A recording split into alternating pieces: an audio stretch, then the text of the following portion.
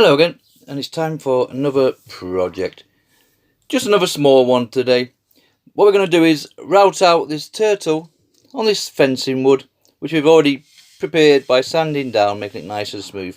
It is rough when you get it, but it's worth taking those couple of minutes just to get it somewhere how we want it.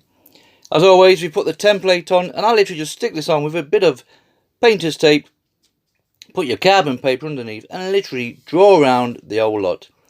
If you're really clever, you can just stick that straight to that with glue on some kind of taping backer or whatever and route over the paperwork. I did it once, not again. So I've gone around this with the pen. I've literally drawn it on with our carbon paper underneath, and that's our image ready for routing out. Now you could leave that on there and just cut it off above and below it. Take the edges down, make it a nice driftwood effect.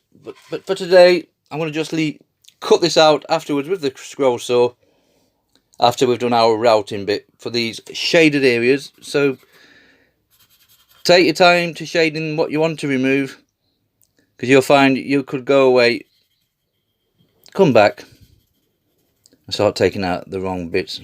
So we're going to remove all these with the router, just enough, a couple of mil, so we can put some paint inside, multicoloured paint, and then we'll sand it down, and hopefully we're towards the finishing line. This would be a great project to put multicoloured resin in different sections of this, but I am going outside with this one, so I'm not too keen with the resin going outside. Okay, so that's our wood sorted. Just cheap fencing wood, remember. The bits for me, as always, are these CNC bits. They come in different degrees. These are 30s, 20s, 15s and 10s. And what that is by the degree, it's just the angle of the point on the end. Very minimal, but you can see the difference if you use different ones, obviously. They do have a small shaft on them, just a 3.175mm, the same size as a Dremel. So you can pop them straight into a Dremel if you have one of those router attachments. If not, you require a little collet like that, 6.35mm collet, and your little CNC bit will slot into that, and that will fit your router, no problem, a 1/4 inch shafted router. And we're going to go around all the lines with this CNC bit. Some of these are quite small, some of these smaller areas, like up here, you can just clear that out with the CNC bit, no problem whatsoever. In fact, most of this will be done with this. But once I've gone around all the lines, we'll change the CNC, we'll take that out and pop in one of these end milling bits. They have the same size shaft, so they fit the same collet, obviously. And we'll pop one of those in, and we'll go inside the shaded area that we've drawn around with the CNC bit, and literally remove all that with these. And like I say, once that's all been removed, we can pop our paint in first, or we'll cut it out on the scroll saw. We'll talk about that when we get towards it. Paint it multicoloured, sand it down, bit of linseed oil on, bit of spray varnish to finish it off, and this project will be done. Okay, that's enough talking. Let's get the CNC bit in our router, set our depth to what we want. I normally have a piece of scrap wood, something like this, and you can look at what kind of depth you like, set it to that, and then we can start doing what we do. Okay, let's start routing this one out. Quick one.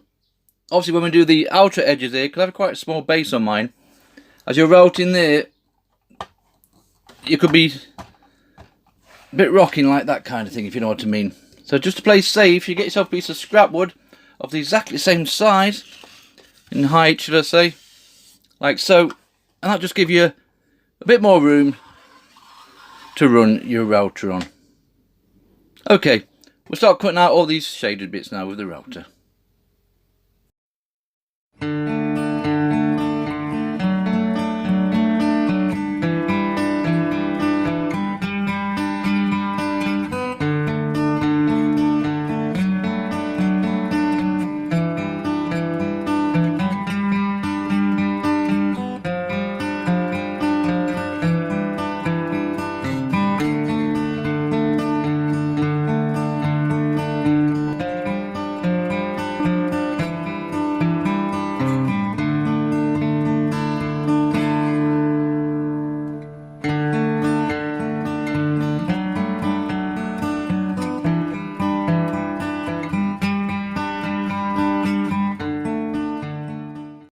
Okay, we've gone round with our CNC bits.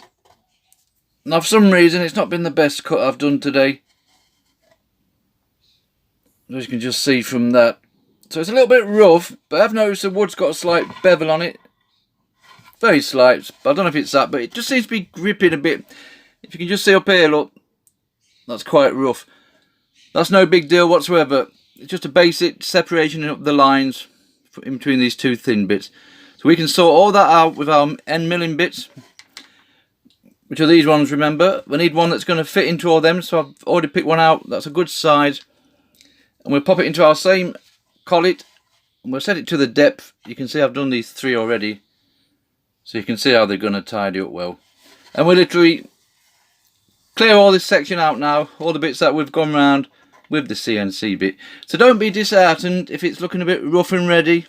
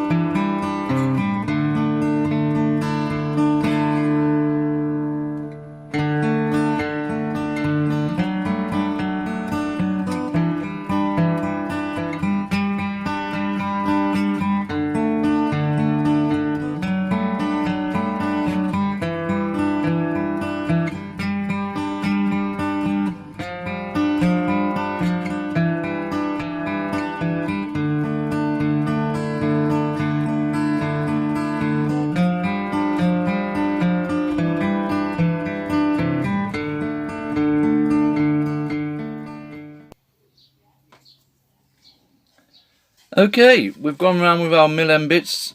We've managed to salvage this one. It was looking a bit rough and ready. Like I said previously, don't let that put you off.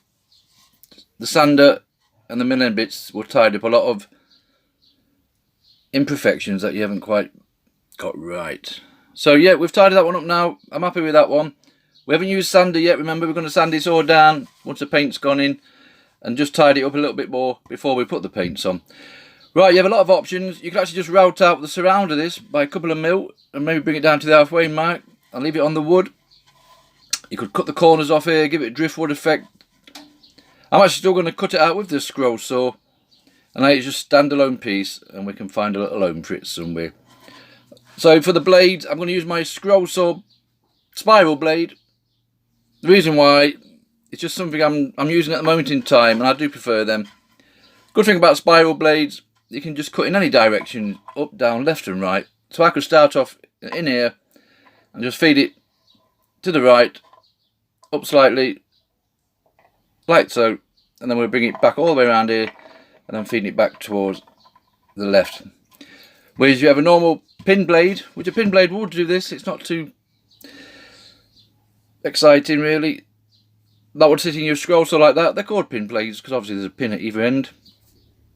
That would clip onto your saw with the blade showing forward, and you will literally have to put that in there and then turn this piece and then straighten it up and turn it and straighten it. And there's a lot of this in that. Some people can master it really good.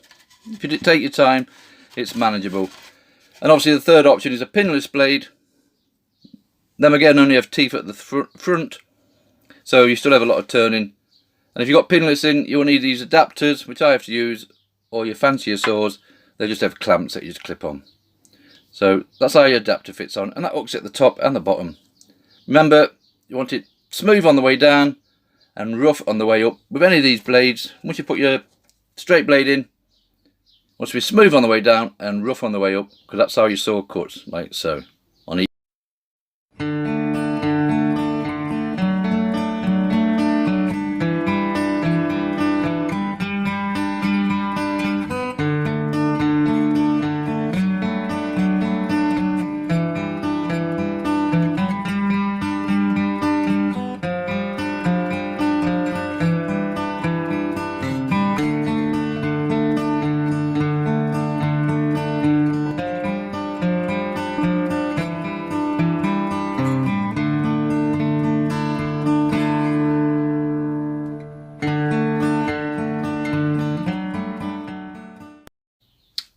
Right, we've been all the way around with our Pegas number 5 spiral blade.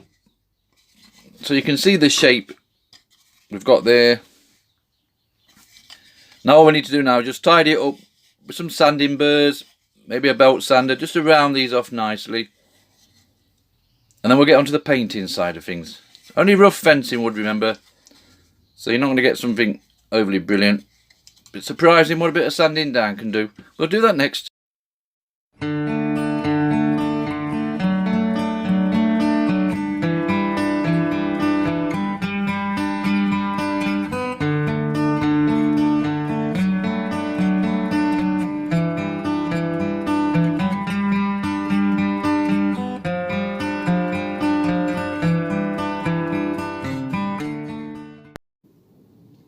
Okay, that's sanded down enough for what I want to do. You can see from that, sides are nice and smooth. Painting wise, painter's touch paints for me. We've certainly plenty to go at. I'm just going to try and use every one if we can. Let's really get some colour on this one. We're just going to paint out the areas that we've routed out, remember. And then we'll put a bit of, sand it down to make it all nice and sharper. And we'll put some linseed oil on. And then we'll put our clear spray on. And we'll be heading towards the finishing line. Okay, let's start putting these paints on.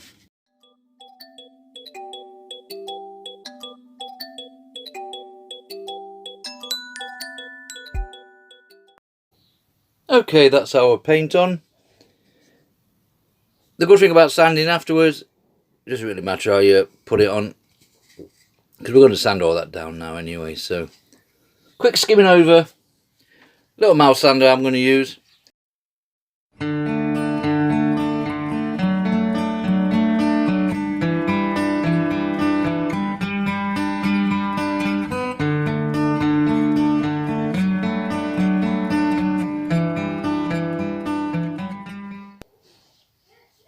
Okay, that's sanded nicely. That's all cleared off now. Give it a little blow with our little airline. And there we go. So next stage for me now, we'll literally just put some boiled linseed oil on. Just to darken that wood down again. Now you can paint it over the paint and stuff, it doesn't matter. More important to get the side bits. So it's just a case of throwing it on like so. And you can see how that's darkening that wood down straight away. Then once it's nicely dried, not forgetting the side there, look. We'll spray on some clear, and this little project, we're getting something near. Okay, I'll finish this off and then come back when it's spraying time.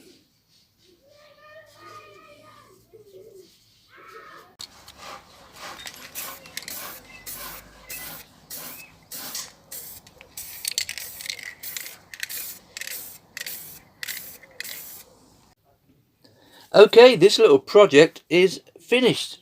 We're giving 3 or 4 coats of our crystal clear. Just give it a little bit of a shine. And that's him done. You can see from that. Just rough fencing wood, remember. So it's not going to be brilliant, but they're nice little projects to play about with. And there we go. That's our little turtle done. So it's 6 inches by 8 inches on scrap fencing wood, router and scroll saw project. Thank you very much for watching.